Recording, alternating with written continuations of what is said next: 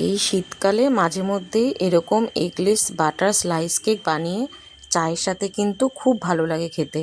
চলো তাহলে দেখে নিই কীভাবে বানালাম। প্রথমে টক দই আর চিনিটা নিয়ে ভালো করে ফেটিয়ে নেব। এখানে 200 গ্রাম টক দই নিয়েছি আর 100 গ্রাম রেগুলার ইউজের যে চিনিটা আছে সেটাকেই গুঁড়ো করে নিয়েছি।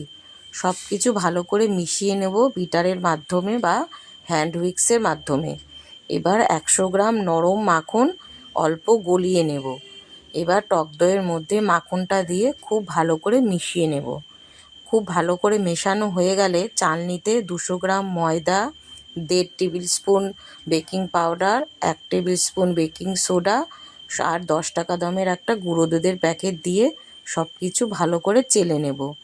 চালা হয়ে গেলে এবার আলতো হাতে মিশিয়ে নেব আস্তে আস্তে কাট অ্যান্ড ফোল্ড করে।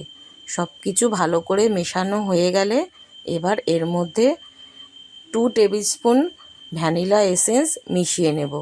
ভ্যানিলা এসেন্সটা দেওয়ার পরে আবারও কাট অ্যান্ড ফোল্ডের মাধ্যমে আলতো হাতে ভালো করে মিশিয়ে নিতে হবে। ভালো করে মেশানো হয়ে গেলে সাইডে রেখে ওভেনে করলে মাইক্রো ওভেনটাকে প্রথমে 180 ডিগ্রি সেন্টিগ্রেডে প্রিহিট করে নেবে। আর গ্যাসে করলে 10 মিনিটের জন্য প্রথমে কড়াটা বা যে কোনো বড় জায়গাতে ঢাকা দিয়ে প্রিহিট করে নেবে।